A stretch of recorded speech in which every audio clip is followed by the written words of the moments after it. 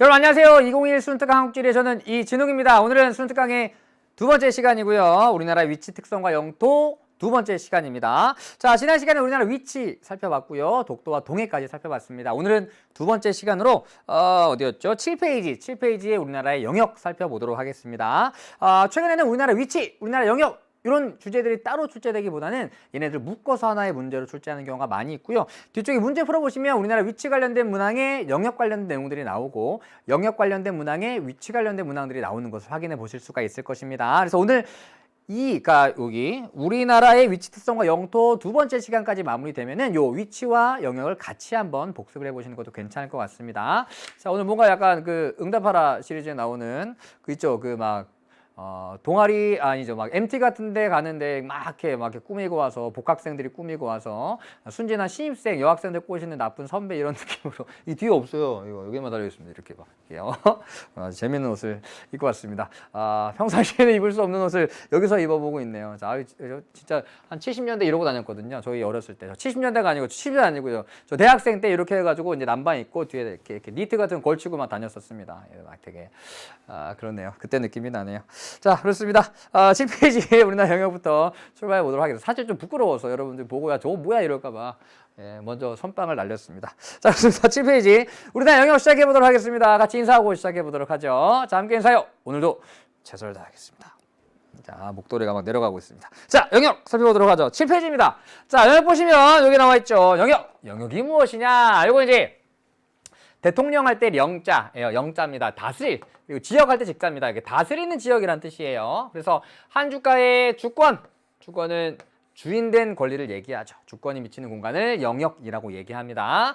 영토, 영해, 영공으로 구성이 되고요. 그 중에서 가장 중요한 친구는 영해입니다. 영해. 자, 그럼 영토부터 좀 살펴보도록 하죠. 영토는 땅으로 구성된 국가의 영역을 얘기하는데요. 자, 일단 우리나라의 영토가 어떻게 구성이 되는지부터 좀 살펴볼게요. 자, 영토입니다. 자, 지난 시간에 간단하게 얘기했었죠. 헌법상으로 우리나라가 남한과 북한은 아직 한 나라예요. 그러니까 서로 괴뢰 정부를 출범시켰다고 주장하고 있는 거예요. 그래서 잠깐 휴전하고 있는 거잖아요. 한 나라입니다. 그래서 우리가 살고 있는 이 영토를 한민족이 사는 반도다라고 해서 한반도라고 부르죠. 한반도입니다. 그런데 한반도라고만 얘기하면 빠지는 곳들이 있죠. 이런 데가 빠지잖아요. 그래서 한반도와 거기에 포함되어 있는 섬들이라고 해서 그 부속도서라는 표현을 사용합니다. 부가적으로 속해 있는 섬들이란 뜻이에요. 그래서 영토는 한반도와 그 부속도서라고 정의합니다. 자, 그래서 3번에 나와 있죠. 헌법에서 한반도와 그 부속도서로 규정을 합니다. 그래서 많은 섬들이 포함되게 되는데요. 자, 그럼 이 섬들에는 일단 사람이 사는 유인도 있겠죠. 유인도. 무인도는 있을까요? 없을까요? 무인도도 있습니다. 심지어 유인도보다 무인도가 훨씬 더 많아요. 그래서 이 섬들에는 무인도도 포함된다는 거 알아두시고요. 총 면적은 22.3만, 그러니까 22만 3천 제곱킬로미터고요. 남한의 면적이 북한보다 조금 좁습니다. 그러니까 남한보다 북한이 조금 더 넓습니다. 자, 그리고 이 영토가 중요한 것은 영해와 영공을 설정하는 기준이 됩니다. 다시 살펴보도록 하겠습니다. 자, 다음 두 번째 영해입니다. 자, 영해가 가장 중요해요. 그리고 시험에도 가장 많이 나오는 내용이 영해와 관련된 내용입니다. 자, 여기 연안국의 주권이 미치는 해양의 범위, 그러니까 주인된 권리를 행사할 수 있는 바다라는 의미고요. 우리나라의 영해는 거기에서 우리나라가 연안국이 되는 거예요. 그 바다의 근처에 있는 나라를 얘기하는 겁니다. 연안국의 주권이 미치는 해양의 범위, 일반적으로 기선으로부터 12해리까지의 수역으로 정의하게 되는데요. 자, 같이 좀 살펴볼게요. 자, 영해 정의는 기선으로부터 12해리까지입니다. 생소한 용어가 두 개 나오죠. 바로 기선과 해리입니다. 자, 먼저 해리는요. 1해리가 약 1852m예요. 굉장히 범위가 넓은 바다나 하늘에서 거리를 표현할 때 킬로미터 단위를 사용하면 너무나 숫자가 커지니까 해리라는 단어를 용어를 사용하게 됩니다. 그래서 1해리는 1852m, 그러니까 대략적으로 한 2km 정도 된다고 생각하시면 됩니다. 자, 그리고 기선입니다. 기선. 자, 기선은 무엇이냐? 한자로 쓰면 기준할 때 기자예요. 기준이 되는 선. 또 영어로 하면 베이스라인. 기초가 되는 선. 영해를 설정하기 위해서는 뭔가 기준을 하나 잡아야 되는데요. 그때 기준이 되는 선 또는 영해 설정의 기초가 되는 선을 기선이라고 얘기합니다. 자, 그게 두 가지 종류가 있습니다. 일반적으로 통상적으로 사용한다라고 얘기해서 통상기선이 있고요. 통상기선을 적용할 수 없는 곳이 있습니다. 그런 통상기선을 적용할 수 없는 곳에 쓰이는 직선기선이 있습니다. 그래서 두 가지의 기선이 있다. 자, 그럼 통상기선은 무엇이고 직선기선은 무엇이고 각각 어떠한 곳에 통상기선과 직선기선이 적용되느냐 알아보도록 하죠. 먼저 통상기선입니다. 자, 보죠. 자, 바다가 시작되는 곳은 다시 얘기하면 육지가 끝나는 곳입니다. 그렇죠. 근데 이 바다라고 하는 곳은 아까 영토처럼 한반도와 그 부속도 서로 정의하기가 어렵습니다. 예를 들면 황해, 우리나라, 중국이 화를 내겠죠. 동해, 우리나라, 일본이 화를 낼 거예요. 그러다 보니까 어느 정도의 범위를 정해서 한 나라의 주권을 인정하게 됩니다. 이때 기준이 되는 게 기선이 되는 거죠. 자, 그럼 아까 얘기했듯이 바다가 시작되는 곳은 육지가 끝나는 곳이에요. 그럼 바다의 범위를 정할 때는 육지가 끝나는 곳부터 어디까지? 12해리까지로 정의해야 되겠죠. 자, 그럼 바다가 시작되는 곳은 여기입니다. 여기 우리 뭐라고 부르죠? 바다와 육지가 만나는 곳. 바다와 육지가 선을 이루고 있습니다. 얘를 해안선이라고 얘기합니다. 자, 그럼 바다의 범위를 정의할 때는 해안선으로부터 12해리까지로 정의하면 되겠네요. 그런데 문제가 있습니다. 이 해안선이 늘 일정하지 않아요. 하루에 2번씩 물이 밀려 들어왔다가 여기까지 밀려 들어오기도 하고 썰물이 되면 저기까지 빠져나가기도 합니다. 그러니까 해안선부터 12해리까지로 정하면 간단할 텐데 문제는 해안선이 일정하지 않다는 거죠. 밀려 들어와서 여기까지 밀려 들어왔다가 여기까지 빠져나가기도 해요. 그럼 여기를 기준으로 할 것이냐, 여기를 기준으로 할 것이냐, 여기를 기준으로 할 것이냐, 여기를 기준으로 할 것이냐 다 의견이 달라지게 되겠죠. 자, 그럼 어떤 때를 기준으로 하는 게 그 나라에게 가장 유리할지를 생각해 봅시다. 볼게요. 자, 밀물이 되어서 밀물이 들어옵니다. 밀물대를 기준으로 해안선에서부터 12해리까지를 한 나라의 영해로 정의하게 되면 어떤 일이 벌어지냐면 밀물대가 여기가 해안선이 되니까요. 썰물이 되면 우리 빠져나가겠죠.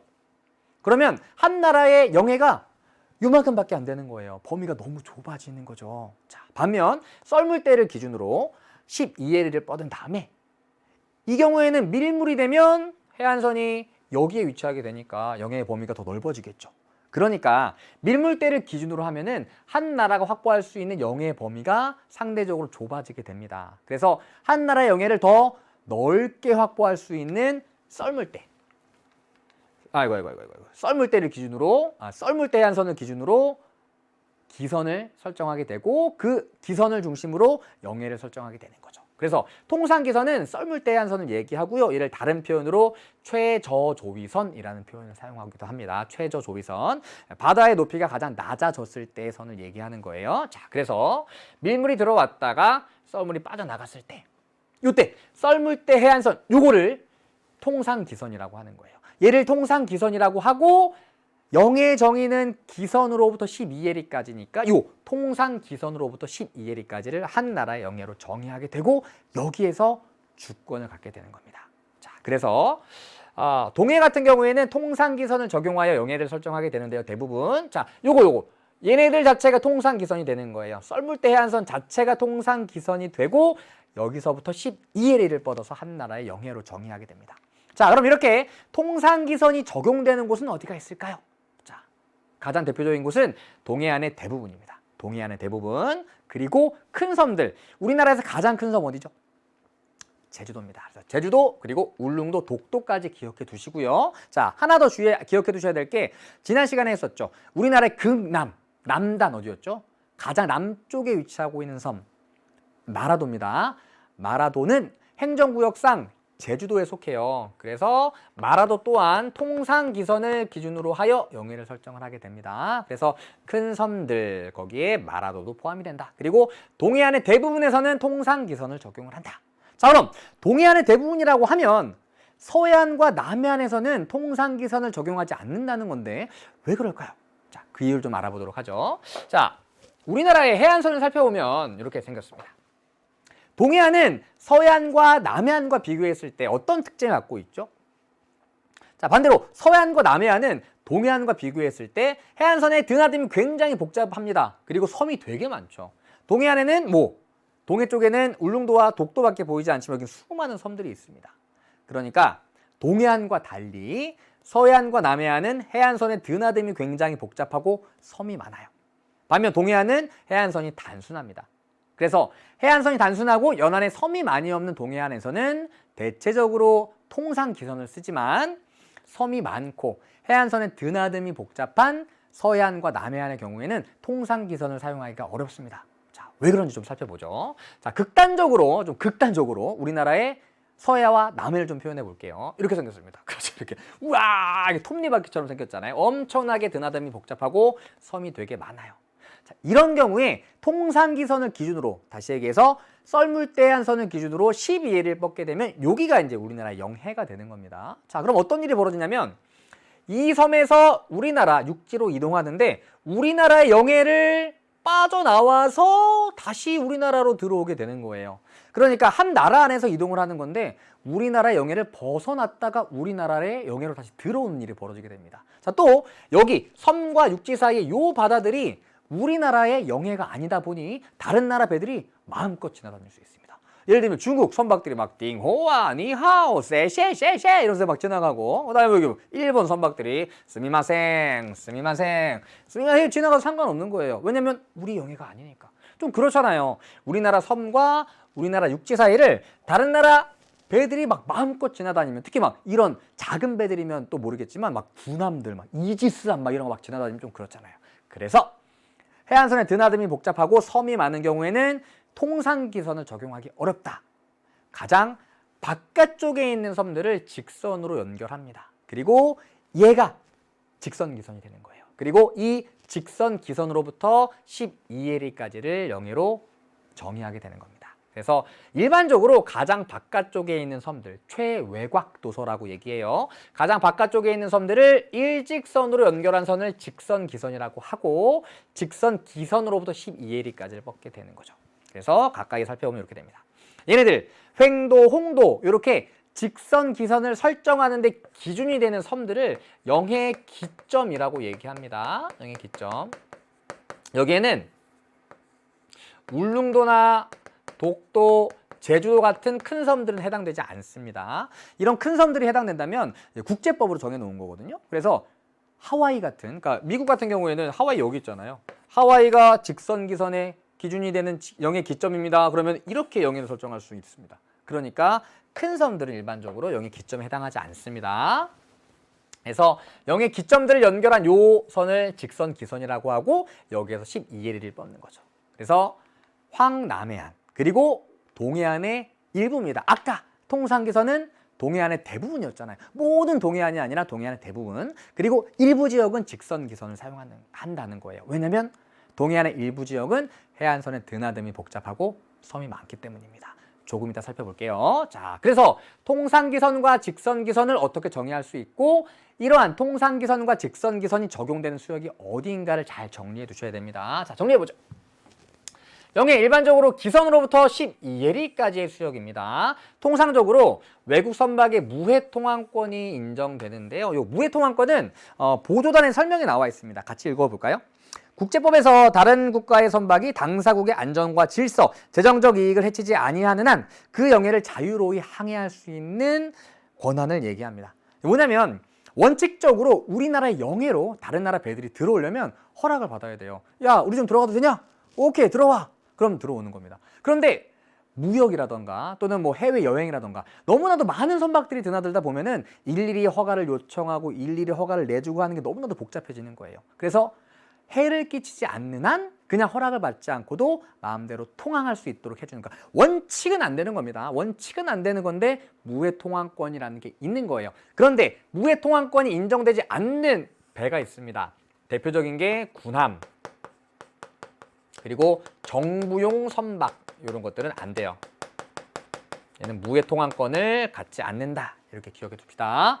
정부용 선박, 정부용 똑같네요. 자, 통상기선 연안의 최저조위선에 해당하는 선, 그리고 최저조위선에 대한 설명도 보도단에 나와 있어요. 다르게 표현하면 썰물대 해안선을 얘기합니다. 썰물대 해안선.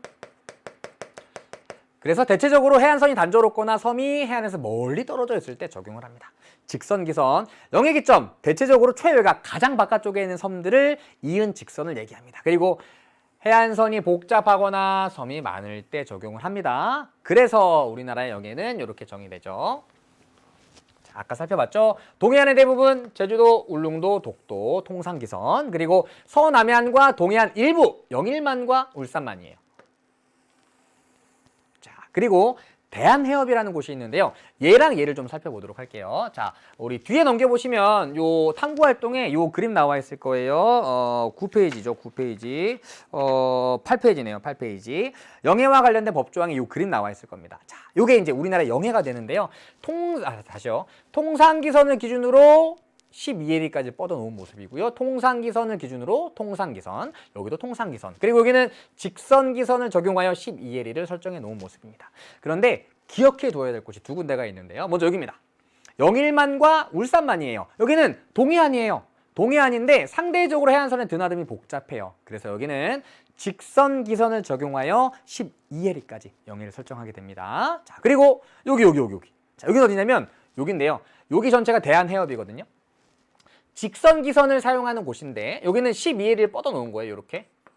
그런데 대한해협으로 가면 갑자기 그 범위가 폭이 좁아지죠. 이렇게 좁아지잖아요. 3해리로 좁아지게 됩니다. 왜? 일본의 요거 이제 쓰시마섬이에요. 쓰시마섬. 거꾸로 하면 마시스섬, 마시스. 여기 쓰시마. 대마도입니다. 대마도. 여기 너무 가까워요. 그래서 일본과의 거리가 너무 가깝기 때문에 대한해협에서는 직선기선으로부터 3해리까지를 적용하게 됩니다. 자, 그래서 그 내용이 앞에 나와 있는 거예요. 동해안의 일부, 영일만과 울산만, 그리고 대한해협. 자, 두 가지 기억해 두셔야 돼요. 직선 기선으로부터 3해리까지입니다. 자, 맨날 3해리까지라고 하면 3해리만 기억해 두는 친구들이 있는데요. 아닙니다. 직선 기선으로부터 3해리까지를 모두 기억해 두셔야 돼요. 자, 그럼 뒤로 넘겨봅시다. 아래로 가볼게요. 자, 여기 영해와 관련된 법조항, 얘가 그대로 문제 나오기도 하거든요. 영해 및 접속수역법. 자, 읽어볼게요. 대한민국의 영해는 기선으로부터 측정하여 그 바깥쪽 12해리의 선까지에 이르는 수역으로 한다. 이게 기선으로부터 12해리까지.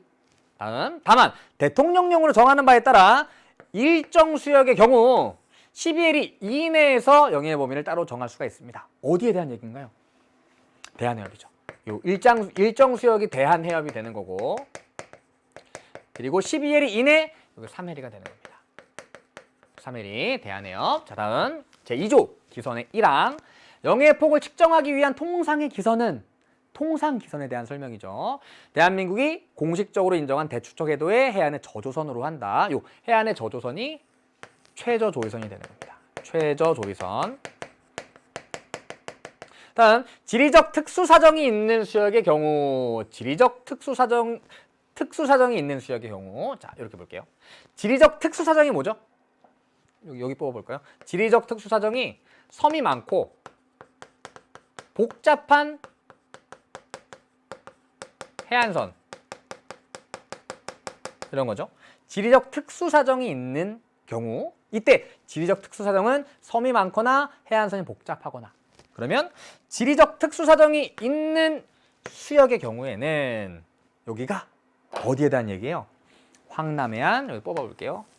황남해안, 그리고 동해안의 일부, 영일만과 울산만에 대한 얘기인 겁니다. 그래서 지리적 특수사정이 있는 수역의 경우에는 대통령령으로 정하는 기점을 연결하는 직선을 기선으로 할 수 있다. 얘가 직선, 기선에 대한 설명이 되는 겁니다. 제3조 내수, 영해의 폭을 측정하기 위한 기선으로부터 육지 쪽에 있는 수역은 내수로 한다. 이게 조금 학생들이 헷갈리는 용어이긴 한데요. 자, 지워볼게요. 앞으로 넘어가 보겠습니다. 자, 영해는 기선으로부터 12해리까지가 되거든요. 그리고 내수는 기선으로부터 육지 쪽에 있는 수역을 얘기합니다. 그림 볼게요. 자, 기선이잖아요, 기선. 기선으로부터 12해리까지. 여기가 우리나라 영해예요, 여기가. 그리고 기선으로부터 육지 쪽에 있는 수역, 여기가 내수입니다. 내수. 자, 그럼 기선 뒤쪽에 있는 여기는 우리나라 영해인가요? 아닙니다. 왜냐하면 영해 정의가 기선으로부터 12해리까지니까. 그럼 여기는 우리나라의 주권이 미치는 곳인가요? 내수? 당연하죠. 당연하지. 우리 거겠지. 우리 거 영해 주권이 미치는 곳이에요. 그래서 기선으로부터 육지 쪽에 있는 수역인데 영해는 아닙니다. 그러나 우리 거예요. 우리의 주권이 미치는 공간. 얘는 내수니까 호수 같은 곳이라고 생각하면 돼요. 육지에는 호수도 내수라고 부르거든요. 내수. 우리의 주권이 미치는 곳입니다. 그러나 영해는 아니다. 이거 기억해 주시기 바라고요. 자, 그리고 4번으로 갑시다. 영공. 영토와 영해의 수직 상공입니다. 그래서 아까 영토가 영해와 영공을 설정하는 기준이 된다 그랬잖아요. 그래서 영토와 영해의 수직상공이 영공이 되고요. 여기다 이렇게 적어둡시다. 이 g는 x, 이 g는 x 이렇게 적으면 또 헷갈리겠네요.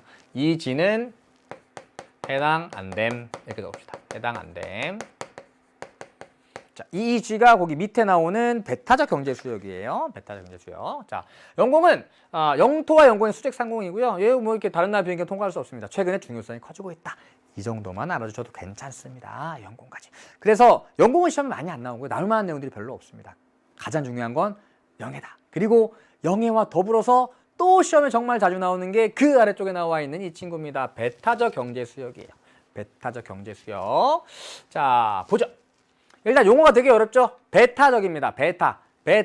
우리 이타적이다. 제가 이제 생활기록부 같은 거 쓸 때 가장 많이 쓰는 표현이고요. 친구들 칭찬할 때 여러분들 이런 거 쓰잖아요. 참 이타적인 학생입니다. 모범적인 학생입니다. 이타, 타인을 이롭게 하는, 타인을 배려하는 이런 뜻이라면 얘는 반대말이라고 생각하시면 돼요. 다른 사람을, 타인을 물리치는 겁니다. 타인을 물리치고 경제권을 갖는 수역을 얘기합니다. 이렇게 되는 거예요. 이게 우리나라의 베타적 경제 수역이라면 얘가 권리를 갖고 있는 겁니다. 다른 사람, 와, 뭐야, 다른 사람 어떻게 물리쳐야지, 야, 물리치는 겁니다. 다른 사람 물리치고 얘 혼자 경제적인 권리를 갖는 거예요. 자, 그럼 경제권을 아주 쉽게 표현하면 경제권, 경제 활동을 하다. 쉽게 표현하면 돈을 번다는 거잖아요. 그러니까 경제권을 갖는다는 것은 경제적인 활동을 할 수 있는 권리를 얘기합니다. 돈을 벌 수 있는 거, 수익을 창출할 수 있는 거. 그러니까 베타적 경제 수역은 다른 사람을 물리치고 다른 사람을 배제하고 나 혼자만 그러니까 영리 활동을, 돈을 벌 수 있는 경제 활동을 할 수 있는 수역을 베타적 경제 수역이라고 얘기합니다. 그러니까 우리가 영해에서 갖는 권리는 주권이에요. 주권에는 여러 가지 것들이 있고 거기에 경제권이 포함됩니다. 그러니까 베타적 경제 수역은 주권의 수많은 권리들 중에서 다른 것들을 다 배제하고 이것만 갖는 거예요. 이것만. 그러니까 영해에는 이미 경제권이 포함되어 있는 주권을 갖고 있는 공간이니까 영해가 베타적 경제 수역보다 더 큰 권리를 갖는다고 생각하시면 됩니다. 자, 그래서 영해는 기선으로부터 12캐리까지인데요. 얘는 기선으로부터 200캐리까지로 정의합니다. 최대 200캐리까지. 그리고 거기에서 영해를 제외합니다. 왜냐하면 영해는 경제권을 이미 갖고 있는 곳이고 경제권보다 더 많은 권리들을 갖고 있는 곳이니까. 기선으로부터 200캐리까지 중에 영해를 제외한 수역. 그래서 이렇게 되죠. 기선으로부터 12캐리까지가 바로 우리나라의 영해라면 기선으로부터 최대 200캐리까지가 베타적 경제 수역. 다시요. 최대 200캐리까지 중에 영해를 제외한 최대 188해리가 베타적 경제 수역이 되는 겁니다. 베타적 경제 수역. 익스클루시브 이코노미 존. 영어 안 나와 있네요. 그렇죠? 빠졌네. 익스클루시브 이코노미 존이에요. 베타적 경제 수역. 영어 잘하죠? 최대 188회까지. 영해에서는 주권을 갖는다. 베타적 경제 수역은 경제권을 갖는다. 이렇게 되는 거죠. 그러니까 베타적 경제 수역은 경제 활동을 할 수 있는 권리만 갖는 겁니다. 다른 나라 선박들, 배들, 비행기들이 마음대로 지나다녀도 괜찮아요. 무해 통항권이 없어요. 없어도 마음대로 지나다녀도 괜찮아요. 왜냐하면 지나다니는 것 자체는 경제 활동이 아니니까 괜찮아요. 경제권만 갖는 겁니다. 자, 그럼 예를 들어보죠. 자, 절로 좀 가보겠습니다. 절로 좀 가보죠. 자, 다른 나라 비행기가 배가 막 들어옵니다. 삐삐삐삐. 돼야 안 돼요. 우리나라 베타 경제 수역으로 들어왔어요. 다른 나라 배가, 일본 배가 돼야 안 돼요. 괜찮아요. 여기 막 이동한다고 막 돈 생기는 거 아니잖아요. 이동한다고 돈 생기면 얼마나 좋겠습니까? 경제 활동이 아니고 괜찮습니다. 이동은 괜찮아요. 그러다가 갑자기 들어옵니다. 왜 우리나라 영해로 들어와서 허락도 없이 이거 왜 안 돼? 이거 안 되는 겁니다. 물론 무해 통항권이 있지만 원칙적으로는 안 되는 겁니다. 이제 특히 다 군함은 또 무해 통항권도 없고요. 다른 나 일본 배가 또 들어옵니다. 들어왔습니다. 이거 돼야 안 돼요? 돼요. 잘 이게 망경을 딱 보고 있었는데 갑자기 막 이렇게 주섬주섬 하더니 낚싯대를 딱 꺼내요. 이게 돼요 안 돼요? 이거 경제 활동이잖아요. 돈 버는 건 안 돼요. 안 되는 거면 날려버려요. 이렇게 날려버려요. 안 됩니다. 돈 버는 건 안 돼요. 경제 활동 안 됩니다. 인공섬 만드는 이런 안 돼요. 돈 버는 활동이라서. 지하자원 캐 이런 안 됩니다. 돈 버는 안 돼요. 자, 다음 비행기도 마찬가지입니다. 비행기 괜찮아요? 네, 아까 얘기했었죠. 베타적 경제 수역의 상공은 우리나라 영공이 아닙니다. 주권 갖지 않아요. 괜찮아요. 다 들어가도 돼요. 아무데나 다 들어가도 돼요. 그런데 우리나라 허락도 없이 우리나라 영해 위로 들어옵니다. 여기는 영해 수직 상공이니까 영공이잖아요. 안 돼요. 안 되는 겁니다. 야! 안 되는 거다. 자, 그래서 시험에 주로 나오는 거는 영해와 배타적 경제수역에서 우리나라와 다른 나라가 할 수 있는 것과 할 수 없는 것 이런 것들을 묻는 문제들이 가장 자주 나오게 됩니다. 자, 그래서 정리해 보면 영해 기선으로부터 200캐리까지 수역이고요. 이것도 기억해 둡시다. 영해를 제외합니다. 해수면에서 해저까지 연안국의 천연자원 탐사 및 경계 뭐 여러 가지 것들. 자, 경제적인 권리를 배타적으로 보장을 한다. 배타적 타인을 배척하고 보장하는 거예요. 자, 그리고 국제해양법 관련 규정을 따를 것을 조건으로 타국 선박이나 항공기의 자유로운 통행은 가능해요. 이건 괜찮아요. 괜찮아. 돈 버는 활동만 안 하면 괜찮아요. 물고기 안 잡으면 괜찮아요. 이거 지하자원 안 키면 괜찮다는 겁니다. 이거는 괜찮다. 자, 그래서 우리 앞쪽으로 가면은 요 그림 나와 있었던 거 기억나요, 여러분들? 8페이지, 죄송합니다. 7페이지. 자, 이렇게 되는 거죠, 여기. 영토, 그 다음에 동해안, 요거는 이제 최저 조위선, 통상기선을 기준으로 12L을 뻗은 거고, 여기는 직선기선을 기준으로 12L을 뻗은 겁니다. 그리고 기선으로부터 200캐리까지 중에 영해를 제외한 요 나머지 수역이 배타적 경제수역이 되는 거죠. 그리고 여기보다 더 간 건 이제 공해. 이건 아무도 주권이 없는 바다, 아무도 주권이 없는 하늘. 그리고 영토와 영해의 수직상공은 영공, 우리가 주권을 갖습니다. 그러나 배타적 경제수역의 수직상공은 우리 거 아니에요. 주권을 갖지 않는다. 이렇게 범위를 기억해 두시고요. 이것도 이제 통상기선과 직선기선을 같이 표현해 놓은 거예요. 자, 그렇습니다. 자, 그래서 영해와 배타적 경제수역 시험에 가장 많이 나오는 내용입니다. 근데 문제가 있어요. 문제가 있습니다. 보죠. 우리나라는 중국 그리고 일본이랑 너무 가까워요. 그래서 우리나라랑 일본이 모두 기선으로부터 200캐리까지 뻗을 수가 없어요. 너무 가까워요. 이렇게 가까이 붙어 있는 거예요. 이렇게 팔을 이렇게 뻗을 수가 없는 거예요. 이렇게 되는 거예요. 이렇게 되는 거예요. 중국과도 마찬가지입니다. 이렇게 못 뻗고 이렇게 못 뻗는 거죠. 그러니까 이제 협상을 하는 겁니다. 우리 어떻게 할까? 자, 어떻게든 좀 결론을 내야 될 거 아니냐라고 했는데 아직까지도 제가 알고 있기로 제가 최근 소식을 접하기로도 확정이 안 됐습니다. 아직까지 완전히 확정되지 않았고 그나마 서로 양보를 못 하겠다. 야, 여기만큼은 안 돼. 야, 여기 죽어도 양보 못 해. 이런 것들로 정해 놓은 거예요. 여기는 서로 양보를 못 하니까 잠정적으로 여기에서는 둘 다 조업할 수 있도록 하자. 둘 다 물고기 잡을 수 있도록 하자. 이렇게 되는 거예요. 그래서 우리나라랑 일본이 공동으로 관리하는 수역이 한일 중간 수역입니다. 중간 수역. 되지 않네요. 중간 수역입니다. 중간 수역. 우리나라와 일본이 공동으로 관리하고 둘 다 물고기 잡아도 돼요. 둘 다 어업 활동해도 괜찮습니다. 그리고 한일 중간 수역이 여기도 있습니다. 요거 의외로 예전에 한 번 나왔었는데 친구들이 되게 많이 틀렸습니다. 여기 딱 이제 아무것도 그려져 있지 않으면 왠지 한중 잠정 조치 수역 같은 느낌이지 않나요? 그런데 한일 중간 수역이라는 거. 그리고 똑같이 우리나라랑 중국이 너무 가까워서 한중 잠정 조치 수역이라는 걸 만들어 놨습니다. 이름만 다르고 해당 국가가 다를 뿐이지 똑같아요. 성격은. 얘는 우리나라와 중국이 모두 고기 잡을 수 있는 곳, 공동으로 관리하는 수역을 얘기합니다. 그래서 문제는 이런 거 나와요. 러시아 선박이 하나만 더. 그리고 요거 독도 주변에 12L에 있는 우리나라 영해입니다. 여기 중간 수역 안에 들어가 있지만 독도 주변 12L에 있는 우리나라 영해라는 거. 자, 그래서 문제는 이렇게 나옵니다. 러시아 선박이 배를 타고 들어옵니다. 괜찮아요. 러시아 군함이 배를 타고 들어옵니다. 괜찮아요. 러시아 군함이 우리나라 영해에 들어옵니다. 안 돼요. 자, 또 러시아 배 내려옵니다. 괜찮아요. 또 러시아 배가 들어옵니다. 괜찮습니다. 러시아 배 고기 잡아요? 안 됩니다. 중국 선박이 고기 잡습니다. 돼요. 중국 선박이 들어옵니다. 이건 이제 무해 통항권을 적용하면 괜찮아요. 중국 선박이 고기를 잡습니다.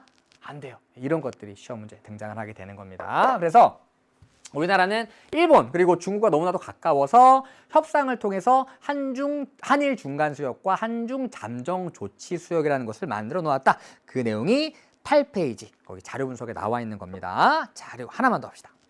이어도입니다. 이어도.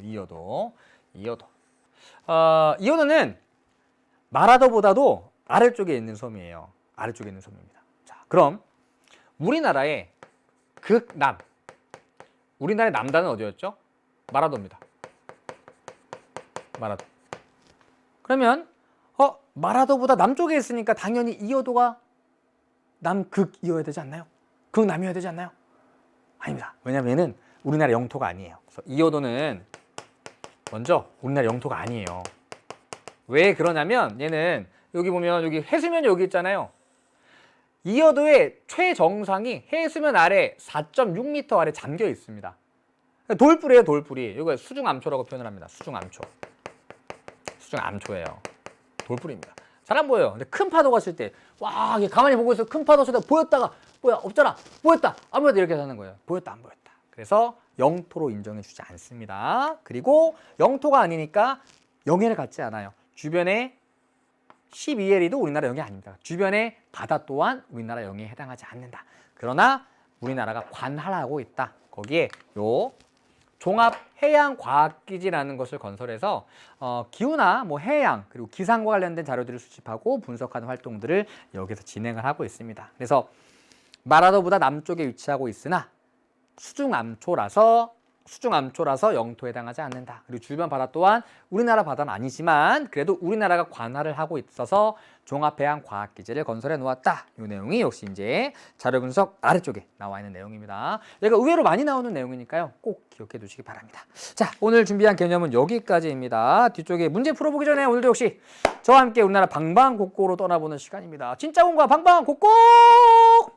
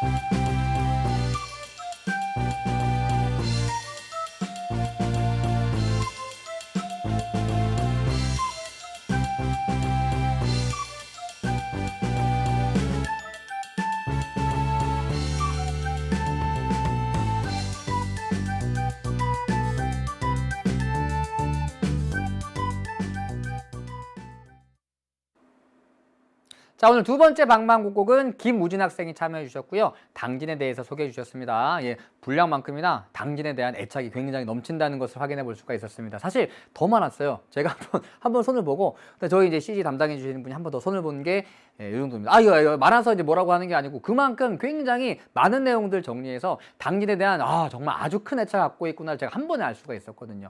김우진 학생은 작년부터도 제 강의를 굉장히 열심히 들어주었던 학생이어서 아주 많은 감사를 느끼고 있는 친구입니다. 고맙습니다, 김우진 학생. 자, 그럼 본격적으로 문제 풀어보도록 할게요.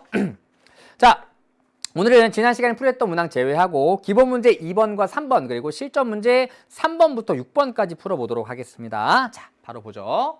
다음 글에 기역부터 미음에 대한 설명으로 옳지 않은 것을 고르라고 합니다. 한국가의 영역은 기역, 니은, 디귿으로 구성이 된다. 영토, 영의 영공이겠죠. 자, 우리나라의 이것은 헌법에 한반도와 그 부속 도서로 규정이 되어 있으며 기역은 영토네요. 바로 선제 볼게요. 무인도도 영토에 포함되나요? 예, 심지어 유인도보다 무인도가 더 많다 그랬었죠. 맞아요. 다음, 니은은 연안국의 주권이 미치는 해양의 범위를 말한다. 그러면 니은은 영해가 되겠네요. 영해. 자, 우리나라의 영해의 범위는 모두 기선으로부터 12해리까지이다. 자, 일단 선지에 모두라는 표현이 나오면 조금 의심해 볼 필요가 있습니다. 맞나요? 아닙니다. 모두 그렇진 않습니다. 왜냐하면 기선으로부터 12해리까지가 아닌 곳이 한 군데가 있죠. 대한해협입니다. 그래서 옳지 않은 것은 2번이에요. 대부분은 기선으로부터 12해리까지로 정의되지만 대한해협은 일본과의 거리가 가까워서 3해리까지니까 모두 그런 것은 아니다. 자, 다음 3번. 그러면 이제 여기네요. 얘가 영토, 얘가 영해니까 얘가 영공이 되겠죠. 그러면 항공 우주기술의 발달로 영공의 중요성이 커지고 있죠. 다음, 동해안에서는 대부분 영해 설정의 기준으로 리을이 적용이 되는데요. 리을은 통상기선입니다. 맞죠? 동해안의 대부분입니다. 얘도 마찬가지죠. 만약 동해안 모든 수역에서는 통상기선을 사용한다. 이것도 틀린 표현이 되는 거죠. 자, 다음. 대한해협에서는 영해 설정의 기준으로 직선기선이 적용된다. 그래서 대한해협은 3해리뿐만이 아니라 직선기선도 기억해 두셔야 돼요. 직선기선으로부터 3해리까지. 옳지 않은 것은 2번입니다. 자, 다음 3번.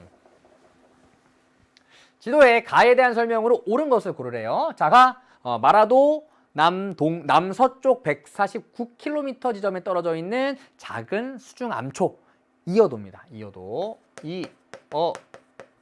자, 1번 천연기념물로 지정되어 있다. 아닙니다. 이건 독도와 마라도가 천연기념물로 지정이 되어 있고요. 다음, 대한민국 최남단 표지석이 있다. 이것은 마라도에 대한 설명입니다. 우리나라의 가장 남쪽 최남단은 마라도니까요. 다음 3번, 종합해양과학기지가 건설되어 있다. 정답은 3번이네요. 다음 4번, 영해 설정 시 직선기선의 기점이 된다. 아닙니다. 영해를 설정하지 않고요. 직선기선의 기점도 아닙니다. 다음, 주변 12해리 이내의 수역은 우리나라의 영해에 해당한다. 아닙니다. 이어도는 우리나라 영토가 아니기 때문에 주변 수역 또한 우리나라 영해가 아닙니다. 그래서 옳은 것은 3번입니다. 어렵지 않은 문항이죠. 뒤로 갈게요. 실전 문제 3번으로 가보도록 하겠습니다. 이 문항이 조금 까다로웠을 거예요. 자, 볼게요. 다음은 어느 해양조사원의 조사 기록 중 일부이다. 기억부터 릴에 대한 옳은 설명만을 있는 대로 고르라고 합니다. 있는 대로 고르라고 하네요. 자, 일단 읽어볼게요. 첫날은 목포항을 출발해 소옥산도까지 탐사선을 타고 이동하였다. A 지점에서는 여기죠. 목포항을 출발해 여기까지 이동한 거예요. A 지점에서는 육지 가까이에 많은 섬이 있는 바다를 보았다. 섬이 되게 많이 있네요. 자, 볼게요. 기억. 자, 여기는 일단 어딘가요? 여기는, 자, 얘가 직선기선이 되죠. 직선기선으로부터 12해리까지 여기가 우리나라 영해가 되는 겁니다. 이 안쪽이.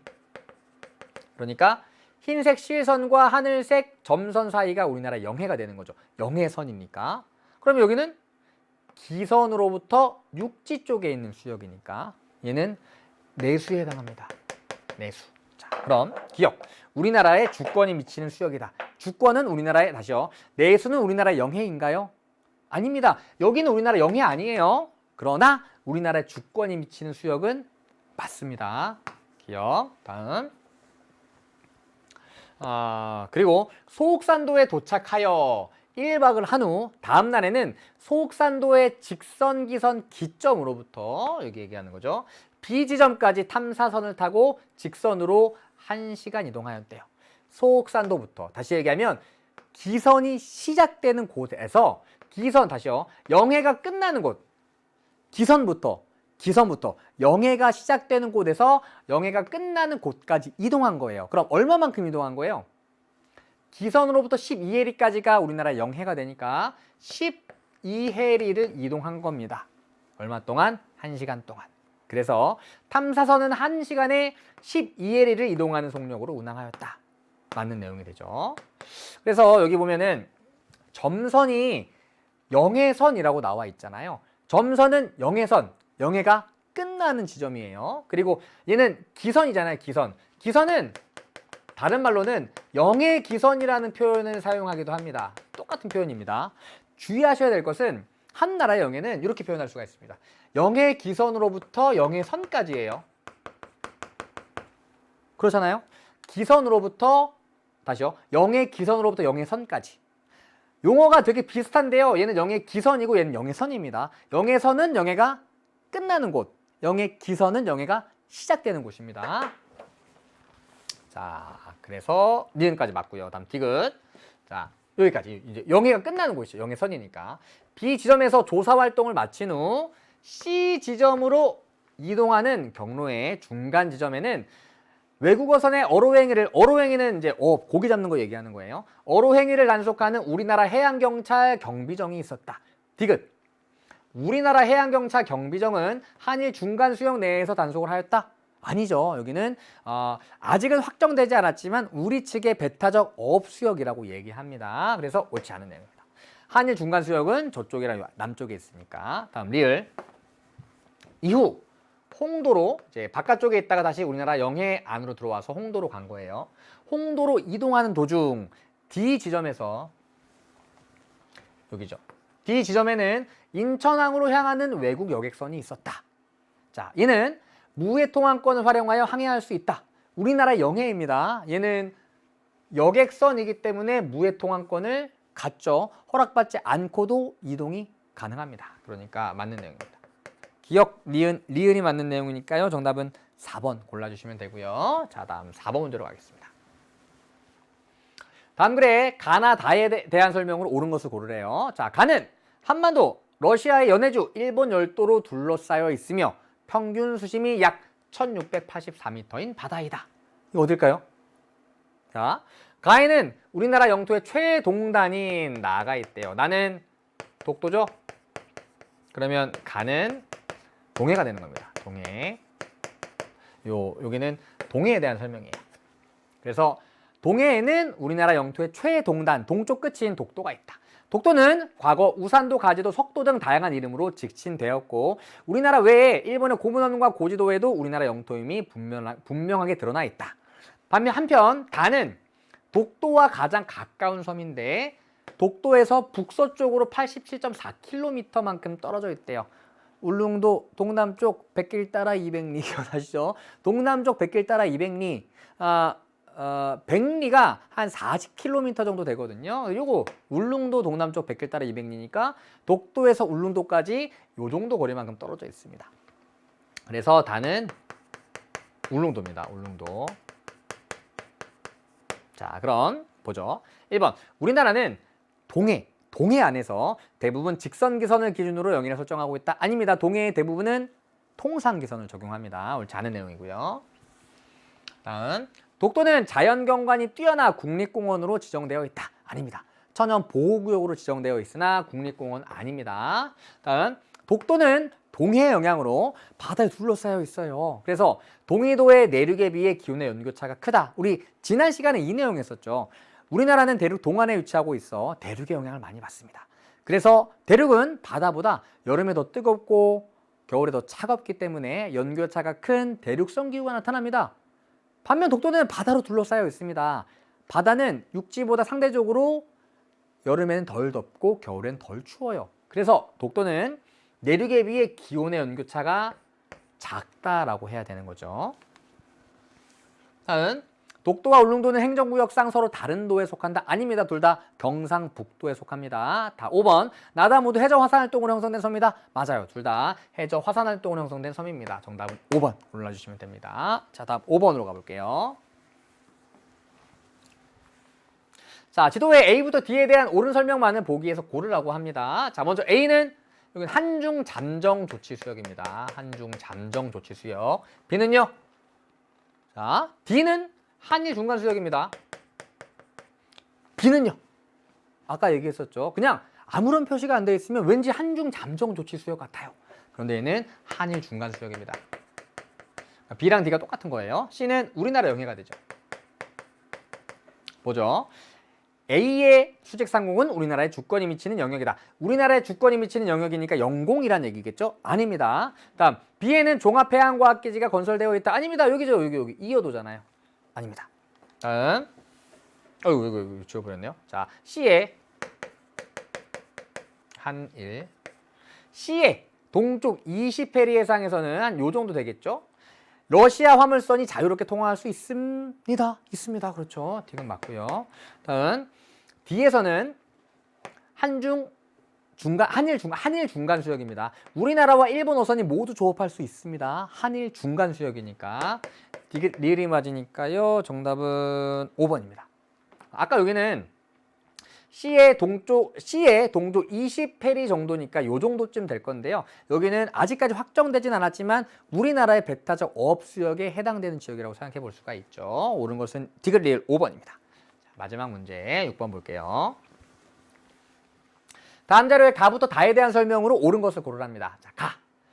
수리적 위치가 뭐야 이거 북위 32도잖아. 우리나라는 북위 33도에서 43도 사이에 위치하고 있는데 그거보다 더 남쪽이네. 게다가 수중함수래요. 이어도입니다. 이어도. 그래서 한중 양국 간 중간선 원칙을 따를 때 우리 측 수역에 포함되는 수중 암초입니다. 다음 여기 볼게요. 다는 동경 131도 부근입니다.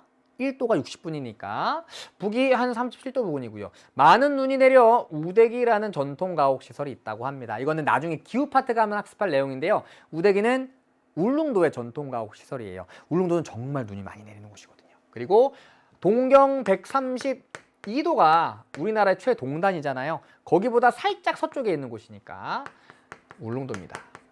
그래서 수리적 위치를 가지고도 예측을 해볼 수가 있습니다. 자, 나는 어디냐면 이렇게 그려볼게요. 자, 이렇게 해서 이렇게 대략적으로 그려보겠습니다. 너무 작게 그렸다. 이렇게 자, 이렇게 그려보겠습니다. 자, 우리나라가 경도상으로 동경 124에서 132도 사이에 위치하고 있고요. 위도상으로는 33도에서 43도 사이에 위치하고 있습니다. 그래서 독도가 132도 부근에 위치하고 있는 거고요. 마한도가 여기가 124도 부근에 위치하고 있는 거죠. 자, 그런데 여기를 봤더니 동경 124도 40분이에요. 그러니까 여기보다 살짝 동쪽에 위치하고 있는 겁니다. 그럼 서해에 위치하고 있겠죠. 섬이니까. 그리고 여기 북이 38도선을 기준으로 남과 북이 나뉘어져 있는데 얘는 북이 38도 부근에 위치하고 있으니까 대략 위치가 요 정도쯤 되는 거예요.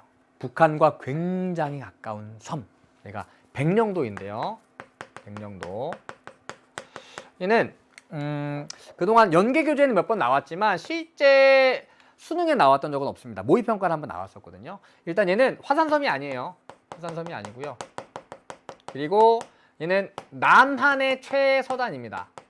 남한의 최서단. 그러니까 한반도의 최서단은 마한도고요. 남한에서 가장 서쪽에 있는 게 백령도입니다. 그리고 남한의 최북단에 있는 섬이에요. 남한에서 가장 북쪽에 위치한 섬입니다. 그래서 북한과 가까이 위치한 섬으로 군사상 요충지가 되죠. 그래서 우리 서해 오도라고 해서 한창 그 북한과 이런 긴장 관계 상태에 있을 때 이쪽에서 막 교전 같은 게 일어나고 하는 곳들이 이 백령도, 연평도 이쪽이에요. 자, 백령도입니다. 자, 1번 가는 천연보호구로 지정되어 있다. 아닙니다. 이건 독도와 마라도. 다음 나는 우리나라 영토의 극서 지점에 위치한다. 우리나라 영토의 극서는 마한도고요. 얘는 남한의 극서 지점이에요. 그래서 옳지 않은 내용입니다. 다음 울릉도는 직선기선의 기점이 되는 섬 중 하나이다. 아닙니다. 제주도, 울릉도, 독도는 직선기선의 기점 안 된다고 얘기했었죠. 다음 4번 가는 나보다 인접한 유인도와의 거리가 멀다. 자, 이건 조금 어렵죠. 일단 패스. 나는 다보다 태양의 남중시각이 이르다. 이거 지난 시간에 했던 내용입니다.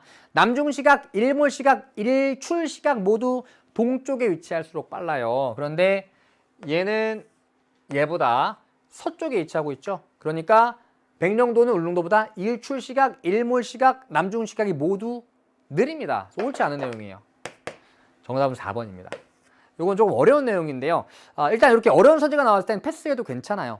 정답은 찾을 수가 있으니까. 일단 이어도와 가장 가까운 섬은 마라도고요. 백령도와 가장 가까운 섬은 대청도라고 하는 곳인데요. 이어도와 마라도 간의 거리가 백령도와 대청도 간의 거리보다 멉니다. 그래서 4번은 맞는 내용이에요. 자, 오늘 준비한 내용은 여기까지입니다. 그리고 여기까지 해서 첫 번째 주제죠. 제목이 우리나라의 위치 특성과 영토 모두 마무리되었습니다. 여기 가장 중요한 주제는 우리나라 위치 그리고 우리나라의 영역입니다. 거기에다가 독도나 이어도 정도가 문제 출제됩니다. 아주 어려운 내용은 아니니까요. 전반적으로 어떤 내용들이 담겨 있는지 꼼꼼하게 복습하시고요. 저는 다음 시간에 3강으로 찾아뵙도록 하겠습니다. 기선제압 OX 꼭 풀어보시고요. 복습도 꼭 하셔야 됩니다. 자, 그럼 기선제압 OX 주세요.